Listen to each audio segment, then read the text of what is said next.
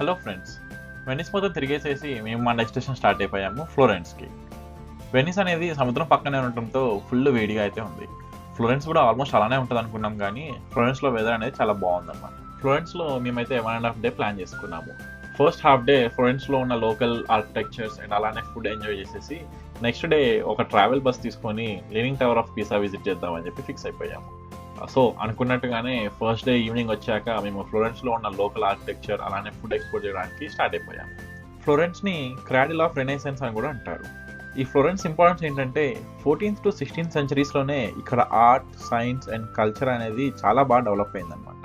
ఇక్కడ ఉన్న art and ఆర్కిటెక్చర్ని చూస్తే చాలా ప్లేసెస్ ఇన్ఫ్లుయెన్స్ అయ్యి అక్కడ ఇంకా డెవలప్ చేసుకున్నారు. ఈ ఫ్లోరెన్స్లో ఆర్ట్ అండ్ ఆర్కిటెక్చర్ మాత్రమే కాదు, మార్కెట్స్ కూడా చాలా ఫేమస్ అనమాట. ఇక్కడ రోడ్డు మీదనే మనకి షాప్స్ పెట్టేసేసి చాలా వరకు లెదర్ గూడ్స్, ఫ్యాషన్ ఐటమ్స్ కూడా అమ్మేస్తూ ఉంటారు. ఫ్లోరెన్స్లో the most important thing that we need to see అయితే cathedral of Santa Maria del Fiore. దీన్నే ద డియోమో అని కూడా అంటారనమాట. దీని పై వరకు మనం క్లైంబ్ అయితే చేయొచ్చు. పైనుంచి సిటీ వ్యూ అయితే చాలా సూపర్గా ఉంటుంది, కానీ టికెట్స్ ముందుగానే రిజర్వ్ చేసుకోవాలి. సో మాకు అది తెలియక మేము ముందుగానే టికెట్స్ అయితే రిజర్వ్ చేసుకోలేదు. ఈ డియోమో అనేది మార్నింగే కాదు, నైట్ కూడా చూడడానికి చాలా బాగుంటుంది.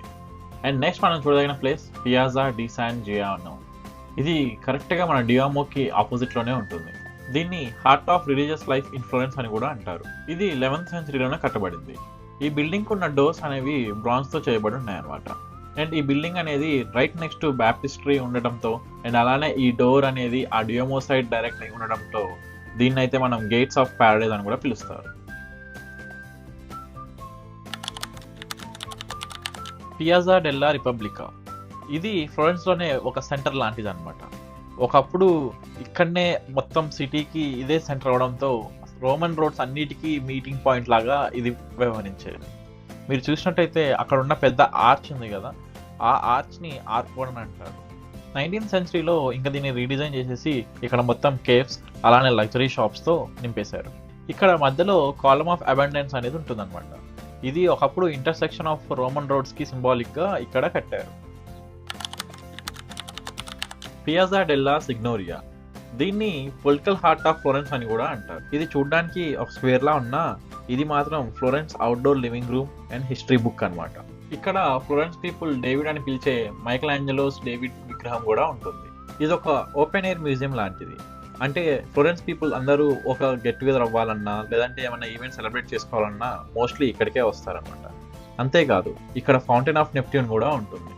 ఇప్పటిదాకా మనం చూసిన ప్లేసెస్ అన్నీ యునెస్కో హెరిటేజ్ సైట్ కిందకి వస్తాయి. పాంట్ వెచ్చియో అంటే ఓల్డ్ బ్రిడ్జ్ అని అర్థం అనమాట. ఇది 14th సెంచరీలో కట్టబడిన one of the oldest bridges in Florence. ఈ బ్రిడ్జ్ ఆర్నో రివర్ మీద కట్టబడింది. ఈ బ్రిడ్జ్ యొక్క ఫేమస్ థింగ్ ఏంటంటే ఈ బ్రిడ్జ్ మీదనే షాప్స్ కూడా ఉంటాయి అనమాట. ఇక్కడ sunrise and sunset views చాలా బ్యూటిఫుల్గా ఉంటాయి. అలానే సన్సెట్ టైంలో ఈ ఆర్నో రివర్ పక్కన కొన్ని రెస్టారెంట్స్ అయితే మనకి ఫుడ్ కూడా సర్వ్ చేస్తాయి. ఆ లైటింగ్స్ మధ్యలో ఆ ఫుడ్ తింటుంటూ ఈ వ్యూలో సూపర్ ఉంటుంది.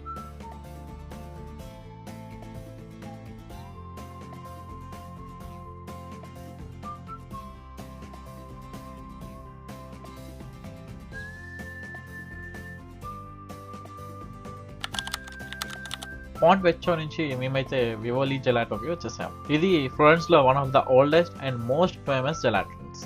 ఇది 1930లో ఎస్టాబ్లిష్ చేశారు. ఇక్కడ జెలాటిన్స్ అలానే అఫగాడోస్ చాలా స్మూత్గా క్లాసిక్గా ఉంటుంది. ట్రస్ట్ మీ, ఇక్కడ వచ్చిన టేస్ట్ ఇంకెక్కడ రాదు. మీరు కానీ కాఫీ లవర్స్ అయితే ఇక్కడ ఉన్న అఫగాడో తప్పకుండా టేస్ట్ చేయాలి. ఇక్కడ వెనిలో అఫగాటో అలానే పిస్టాషియో అఫగాటో ఈ రెండు చాలా ఫేమస్. మేమైతే ఇక్కడికి 2 to 3 times వచ్చాము ఫ్లోరెన్స్లో ఉన్నన్ని రోజులు.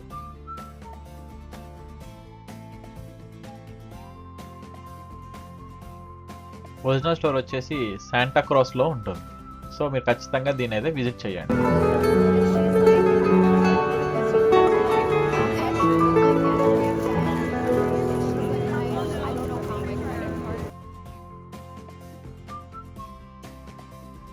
ఫ్లోరెన్స్లో మా హాఫ్ డే యొక్క ఫస్ట్ విజిట్ అయితే మొత్తం అయిపోయింది.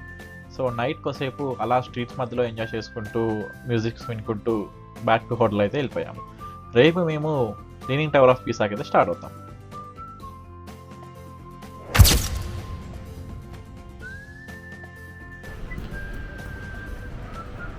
ఇది స్టేషన్, రైల్వే స్టేషన్. నెక్స్ట్ రోజు పొద్దునే లేచేసి పిసాకి అయితే స్టార్ట్ అయిపోయాము. సో ఈ పిసాకి మేమైతే ఫస్ట్ ఒక ట్రావెల్ బస్ అయితే క్యాచ్ చేయాలి. సో మా హోటల్ పక్కనే ట్రైన్ స్టేషన్ ఉంది. ఆ ట్రైన్ స్టేషన్ పక్కనే బస్ స్టాప్ కూడా ఉంటుంది అనమాట. సో వాకబుల్లోనే వెళ్ళి ఆ బస్ స్టాప్కి అయితే రీచ్ అయిపోయాం. మేము అక్కడ రీచ్ అయ్యేసరికి ఆల్రెడీ చాలా మంది వెయిటింగ్ అయితే ఉన్నారు. సో మా బస్ మాత్రమే కాదు, ఇక్కడ డిఫరెంట్ కైండ్స్ ఆఫ్ ట్రావెల్స్ వాళ్ళు అయితే అవైలబుల్గా ఉన్నారు. మేము వెళ్ళగానే అక్కడ మా బూత్ దగ్గరికి వెళ్ళి మా యొక్క టికెట్స్ మేము తీసేసుకొని వెయిటింగ్ చేస్తూనే ఉన్నాం అనమాట. ఫైనల్లీ మా బస్ అయితే వచ్చేసింది. ఇది 2 floor బస్ అనమాట. సో కిందన పైన అనుకుంటే పైనుంచే వ్యూ చాలా బాగుంటుంది అని చెప్పి మేమైతే పైన కూర్చున్నాము. మీకు ఈ ఛాన్స్ వస్తే మీరు ఎక్కడ కూర్చుంటారో కామెంట్స్లో చెప్పండి.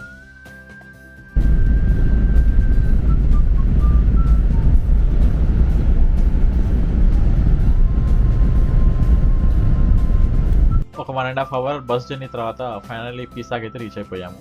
పిసాలో బస్సెస్ అన్నీ పెట్టడానికి ఒక పార్కింగ్ స్పాట్ అయితే ఉంది. ఇక్కడ నుంచి మనం ఆల్మోస్ట్ ఒక 10 minutes వాకింగ్ అయితే చేయాలన్నమాట. మనకి మన బస్సు అన్నీ గుర్తుపెట్టుకొని ఇక్కడ నుంచి మూవ్ ఆన్ అయిపోవాలి. మనకి ఒక గైడ్ కూడా అవైలబుల్ ఉంటాడు. ఆ గైడే మనల్ని మొత్తం తీసుకెళ్తూ ఉంటాడు అనమాట.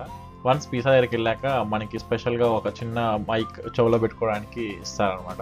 సో దట్ గైడ్ చెప్పేది మొత్తం మనకి వినపడుతూ ఉంటుంది.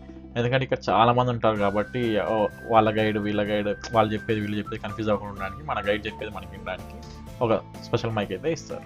లీనింగ్ టవర్ ఆఫ్ పిసా అనేది స్టాండ్ అలోన్ బిల్డింగ్ కాదు, ఇది ఒక కాంప్లెక్స్ లాగా ఉంటుంది అనమాట. ఈ కాంప్లెక్స్ దగ్గర మల్టిపుల్ బిల్డింగ్స్ అయితే ఉంటాయి. దీన్ని పియాజా డే మిరాకోలి అని అంటారు, అంటే స్క్వేర్ ఆఫ్ మిరకిల్స్ అని అర్థం అనమాట. ఇక్కడ మనం టోటల్గా 4 బిల్డింగ్స్ చూడొచ్చు. The leaning tower, Pisa cathedral, baptistery of Saint John, అలానే మాన్యుమెంటల్ సెమెట్రీ. ఇటలీలోనే అతిపెద్ద బాప్టిస్ట్రీ అయితే ఇదే మనకు కనబడుతుంది అనమాట. సో ఈ బాప్టిస్ట్రీ ఆఫ్ సెయింట్ జాన్ పైన ఉన్న స్టాట్యూయే సెయింట్ జాన్ది. అది ఆల్మోస్ట్ ఒక 10 feet వరకు ఉంటుంది. దీన్ని 1152లో స్టార్ట్ చేస్తే ఆల్మోస్ట్ 200 years తర్వాత దీన్ని కంప్లీట్ చేశారు. ఇది రౌండ్ షేప్లో ఉండడం వల్ల దీంట్లో అకౌస్టిక్స్ చాలా బాగుంటాయి అనమాట. అంటే ఏదన్నా కొంచెం సాంగ్ కానీ లేదంటే ఏదైనా క్లాప్ సౌండ్ కానీ మీరు చేస్తే దాని ఎకోస్ చాలా బ్యూటిఫుల్గా చాలా కొన్ని సెకండ్స్ వరకు వినపడుతుంది. ఈ సెమెట్రీ అనేది 13th centuryలో కన్స్ట్రక్ట్ చేసింది. ఇక్కడ జెరూసలం నుంచి వచ్చిన సాక్రెడ్ సాయిల్ అనేది ఉంటుంది. సో ఇది సెమెట్రీ మాత్రమే కాదు, ఇది ఒక మ్యూజియం లాంటిది కూడా.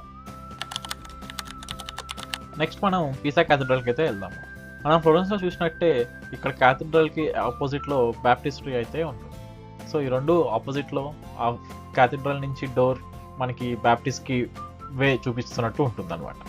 11th centuryలో ఎప్పుడైతే ఈ క్యాథడ్రల్ కట్టడం స్టార్ట్ చేశారో పిసా అనేది మెడిటరేనియన్ రీజన్ మొత్తంలో చాలా పవర్ఫుల్ ప్లేస్ అనమాట. సో ఈ కాలమ్స్ ఏవైతే ఉన్నాయో అవన్నీ ఒక్కొక్కటి ఒక్కొక్క ప్లేస్ నుంచి వచ్చింది. ఆ డిఫరెంట్ కలర్ ఉన్న ఆ ఒక్క కాలం మాత్రం స్పెయిన్ నుంచి వచ్చింది. ఈ క్యాథడ్రల్ యొక్క డోర్స్ బ్రాంజ్తో చేయబడింది అనమాట. ఈ డోర్స్ మొత్తం బైబిలికల్ సీన్స్తో డెకరేట్ చేసి ఉంటుంది. ఆ సీన్స్ అన్నీ కలిపి అర్థం ఏంటంటే ఒక సెక్యులర్ వరల్డ్ నుంచి ఒక సాక్రెడ్ స్పేస్కి మీరు వర్షిప్ చేయడానికి ఎంటర్ అవుతున్నారు అని అర్థం అనమాట. ఇక్కడ లోపలికి ఎంటర్ అవడానికి ఏ డ్రెస్ పడితే ఆ డ్రెస్ కూడా వేసుకోకూడదు. అంటే మనకి స్లీవ్స్ కానీ షార్ట్స్ కానీ అవి వేసుకున్న వాళ్ళని లోపలికి అయితే ఎలో చేయాలి. వన్స్ లోపలికి ఎంటర్ అయ్యాక ఆర్కిటెక్చర్ అనేది చాలా బ్యూటిఫుల్గా ఉంటుంది. మన చుట్టూ మోస్ట్ ఆఫ్ ద థింగ్ మాత్రం మార్బుల్తో చేయబడి ఉంటుంది, కానీ పైన మాత్రం వుడెన్ సీలింగ్ ఉంటుంది. ఆ వుడెన్ సీలింగ్లో కూడా మంచి డిజైన్స్ కావ్ చేసి ఉంటాయి. ఇంకా లోపల మొత్తం రోమన్ ఆర్కిటెక్చరే ఉంటుంది.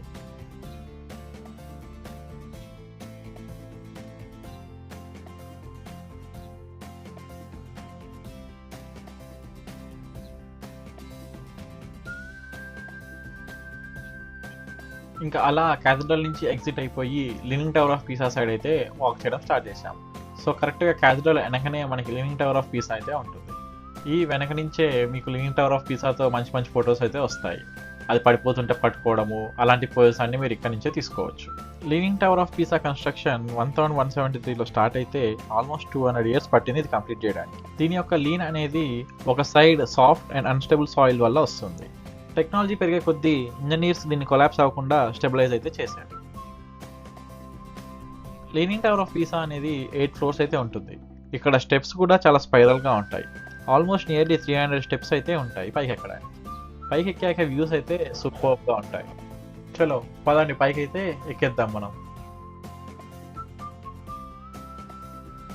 7th floorకి వచ్చాక మనకి పిసా చుట్టూ ఒక రౌండ్ వేయడానికి అయితే అవైలబిలిటీ ఉంటుంది.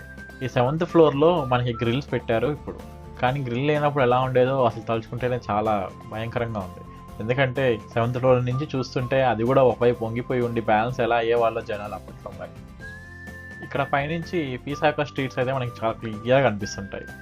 మోస్ట్లీ పీసా టౌన్ మొత్తం ఇక్కడ నుంచి కనిపిస్తుంది. ఇంకా ఒక ఫ్లోర్ మనం క్లైమ్ చేయడానికి అయితే ఉంది. సో ఇంకో ఫ్లోర్ పైకి వెళ్తే అక్కడ మనకి 7 బెల్స్ అయితే ఉంటాయి. దీన్నే బెల్ ఛాంబర్ అని కూడా అంటారు. ఈచ్ బెల్ ఒక్క మ్యూజికల్ స్కేల్ని రిప్రజెంట్ చేస్తూ ఉంటుంది. పాతకాలంలో జనాలందరినీ ప్రేయర్ చేయడానికి పిలవడానికి ఈ బెల్స్ అయితే యూజ్ చేసేవాళ్ళు. పైనుంచి పీసా వ్యూ చాలా బాగుంది. పీసా చుట్టూ కొండలే ఉన్నాయి. ఆ కొండలు చూస్తుంటే చిన్నప్పుడు మనం బొమ్మలు గీయమంటే కొండ వెనక కొండ, కొండ వెనక కొండ గీస్తాం చూసారా, అలానే అనిపిస్తుంది. అండ్ ఈ పీసా అనేది గెలీలియో గ్రావిటీ చదవడానికి యూజ్ చేశారని చెప్పి కూడా అంటూ ఉంటారు.